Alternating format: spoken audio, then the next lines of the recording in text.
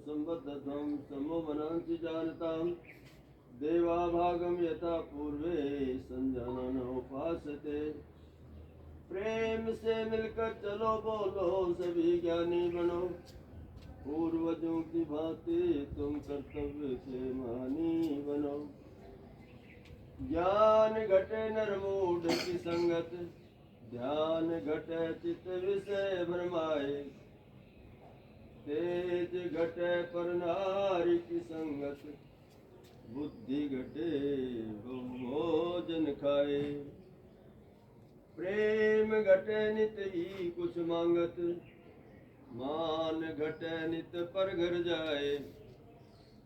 दीपाल कहे सुन रे मन मूरख पाप घटे प्रभु के गुण गाए। सारे बच्चे बोलो पाप घटे प्रभु के गुण गाए। सारे बोलो पाप घटे प्रभु के गुण गाए।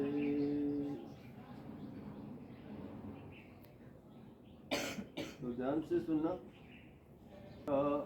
दे रही जी हमको रामायण अति भारी शिक्षा।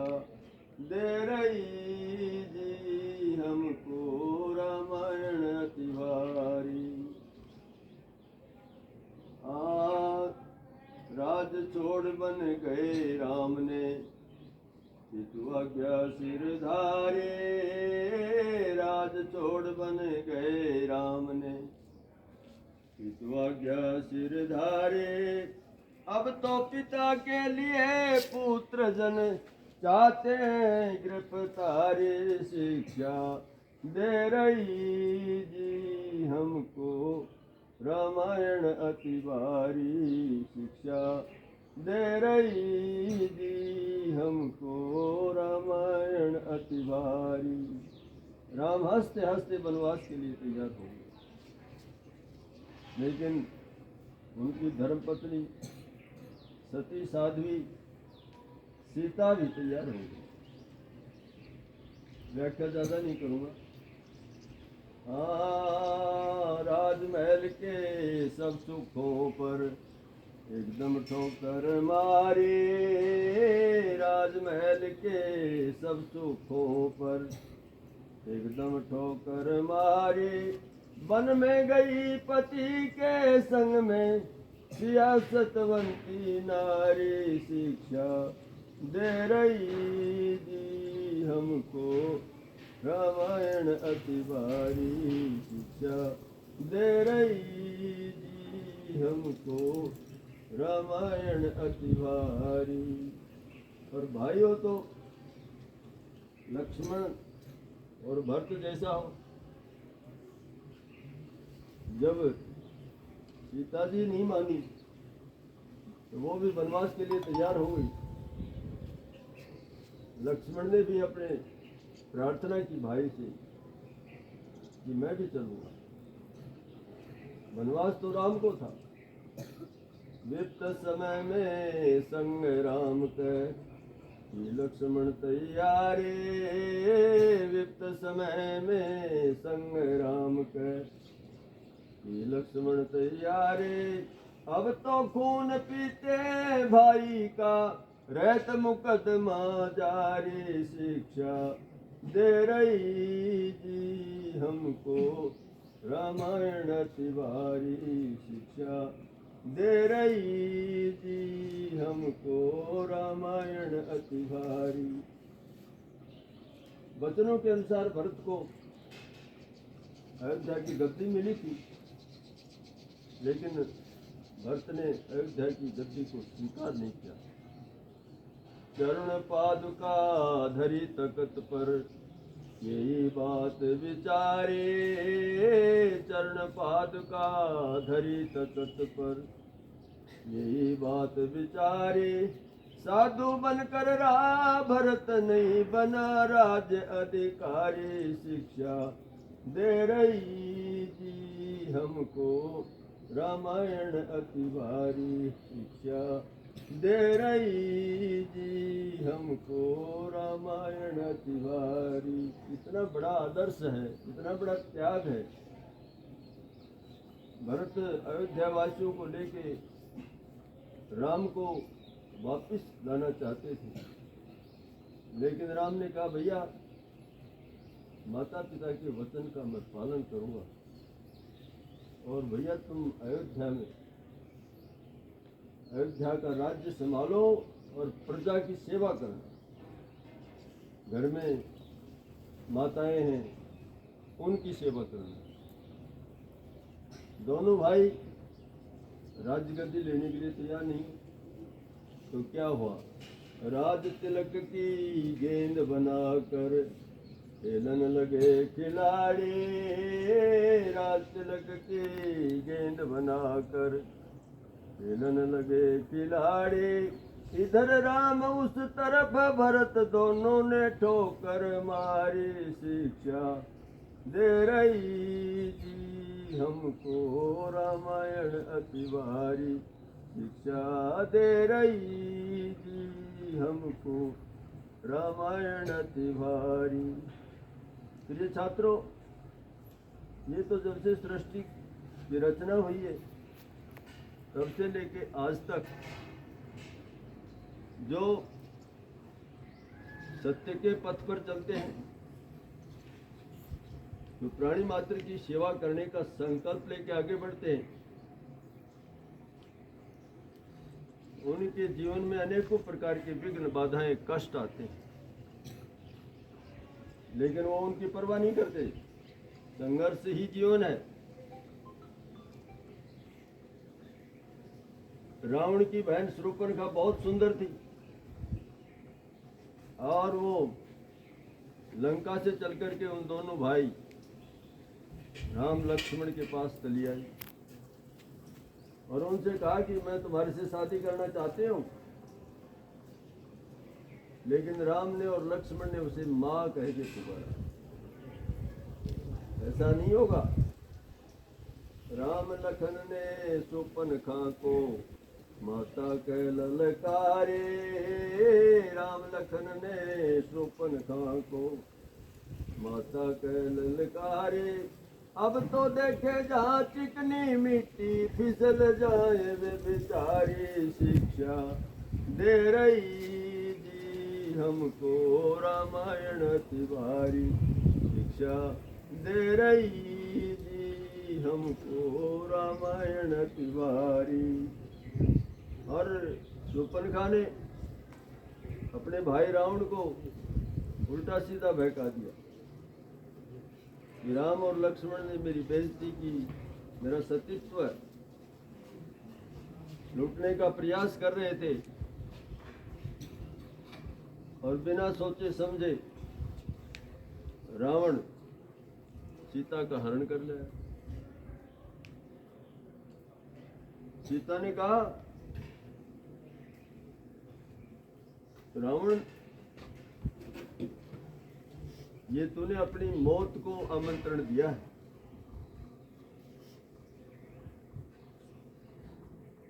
और तुझे पता है कि मैं पतिव्रता हूं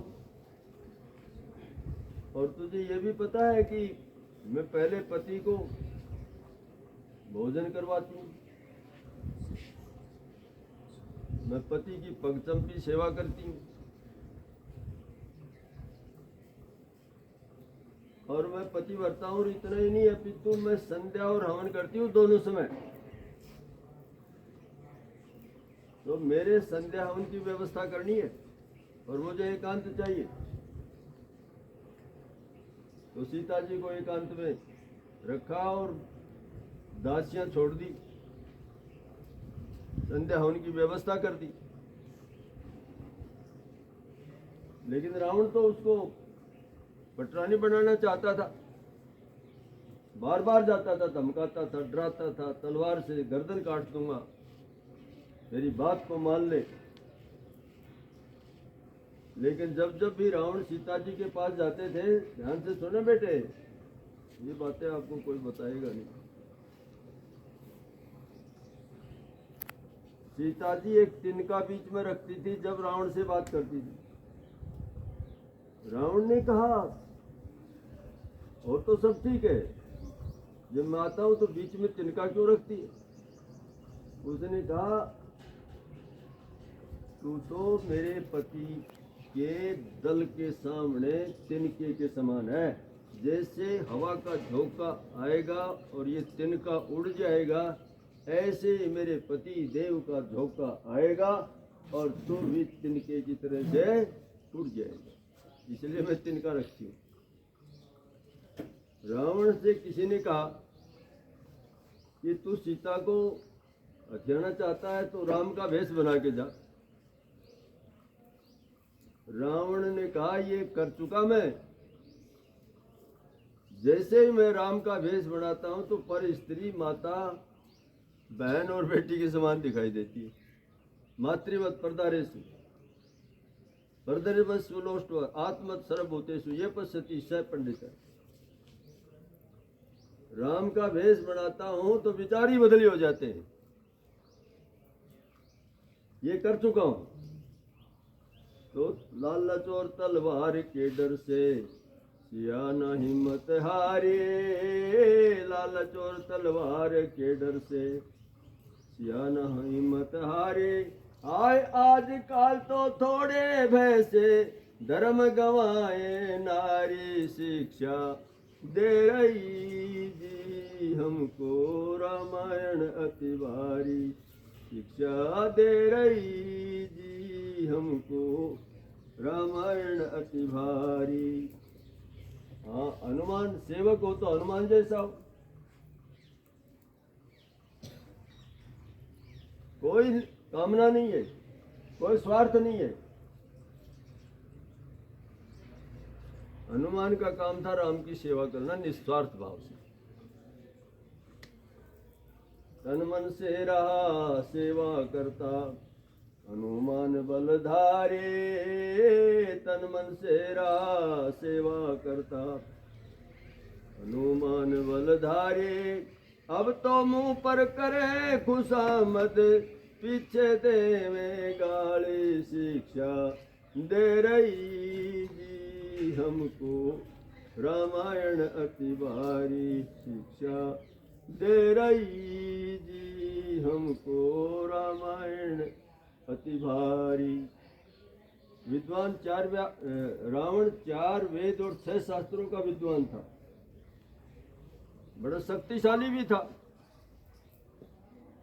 और सोने की लंका थी। तपस्वी भी था लेकिन गलती कर बैठा। था पंडित विद्वान वह रावण देखो आंख उगाड़े। था पंडित विद्वान वह रावण देखो आंख उगाड़े। मदिरा मांस पर नारी हरण से राक्षस बना अनाड़ी। शिक्षा दे रही जी हमको रामायण अति भारी। का आचार विचार गलत हो गया, खान पान गलत हो गया, शराब मांस पर नारी हरण कर लिया। अरे बच्चों, मैं आपसे भी ये अपेक्षा करूंगा कि जीवन में कभी शराब मत पीना, बीड़ी सिगरेट गुटखा खैनी जर्दा तंबाकू मत खाना, झूठ मत बोलना, चोरी मत करना, जुआ मत खेलना और लड़कियों को अपनी बहन के समान समझना। ब्रह्मचर्य का पालन करना है तो आप राम के कदमों पे चलोगे।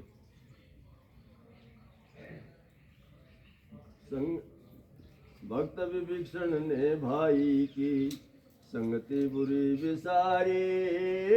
भक्त विभीषण ने भाई की संगति बुरी विसारी।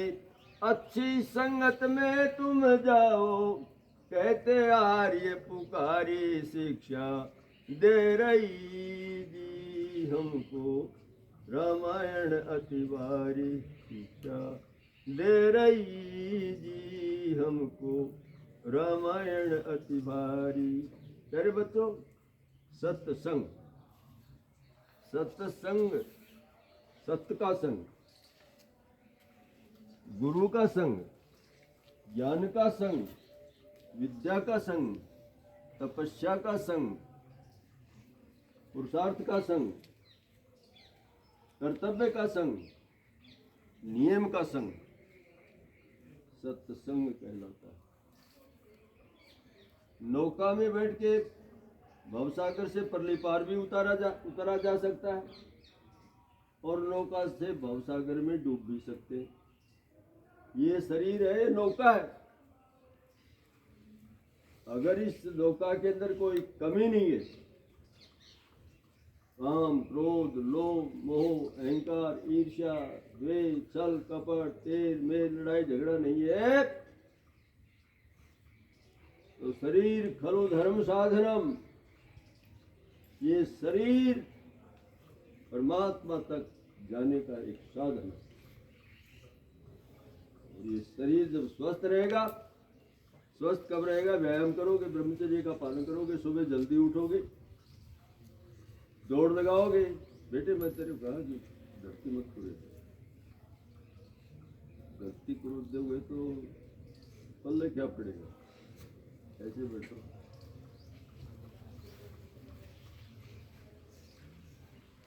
तो अच्छी संगत में रहोगे तो भवसागर से परली पार उतर जाओगे। और इस जीवन में एक भी कमी आ गई, झूठ की कमी आ गई तो डूब जाओगे, चोरी की कमी आ गई तो डूब जाओगे, धोखा देने की कमी आ गई तो डूब जाओगे, स्वार्थ की कमी आ गई तो डूब जाओगे, चुगली की कमी आ गई तो डूब जाओगे, आलस्य की कमी आ गई तो डूब जाओगे, प्रमाद की कमी आ गई तो डूब जाओगे। यानी नाव के अंदर एक छिद्र हो जाए, उस छिद्र से नाव में पानी भर जाएगा तो नौका डूब जाएगी। ऐसे ही ये शरीर भी नौका है। अगर इस शरीर के अंदर एक भी कमी हो गई,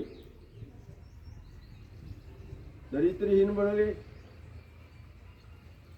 कुछ इस विद्यालय के अंदर तो बस कई सालों से देख रहा हूँ, यहाँ स्टाफ भी अच्छा है और ये बच्चे भी बहुत अच्छे हैं, लेकिन कई जगह सुनने को मिलता है कि बच्चे घर से तो माता पिता के पास से रोटी घी खा करके आ जाते हैं और फिर दादागिरी करते हैं, पढ़ते नहीं है, आवारागर्दी में घूमते, अपने जीवन को बर्बाद कर देते हैं। तो मैंने पहले ही चर्चा की थी कि कुछ व्यक्ति संसार में आते हैं और पशु जैसा जीवन व्यतीत करते हैं और मर जाते हैं, फिर उनको कोई जान नहीं पाता। लेकिन राम, कृष्ण, दयानंद, हनुमान, सुभाष, चंद्रशेखर आजाद, राम प्रसाद बिस्मिल, लाला लाजपत राय, लाला लेखराम, इन्होंने अपने जीवन के अंदर महान कार्य किए और देश की आजादी के लिए सर्वस्व न्यौछावर कर दिया। जब तक ये धरती रहेगी, ये संसार रहेगा, तब तक उनका इतिहास में नाम अमर रहेगा। तो इसलिए प्यारे विद्यार्थियों, आप में कोई भी कमी नहीं होनी चाहिए। जब रावण मर गया तो मंदोदरी उसकी पत्नी का नाम था, रावण की। मंदोदरी भी समझाती थी, पतिदेव आप सीता जी को, राम को वापस लौटा दो, ये अच्छा काम नहीं है, लेकिन नहीं मानता था। विभीषण भी समझाता था, नहीं मानता था। विभीषण को तो लात मार के ही निकाल दिया और वो लात उसको अच्छी लगी। जैसे राम के पास गया, गुरुजी जाते ही उसको राज तिलक, लंका का राज तिलक कर दिया। हनुमान ने कहा, महाराज अभी तो रावण जी रहा है, आपने इसको लंकेश कैसे बना दिया? और यदि रावण आपकी शरणागत हो जाएगा तो क्या करोगे? तो राम कितना महान था, कहा रावण शरणागत हो जाता तो मैं उसको अयोध्या का राजा बना दूंगा, हम जंगल में ही घूमते रहेंगे। यह है आदर्श। तो मंदोदरी ने कहा कि मेरे पति को, इतने शक्तिशाली को, इतने विद्वान को कौन मार सकता है? कौन है ऐसा आदमी? तो राम एक शिला पे बैठा था, बोले वो है, वो जो शिला पे बैठा है।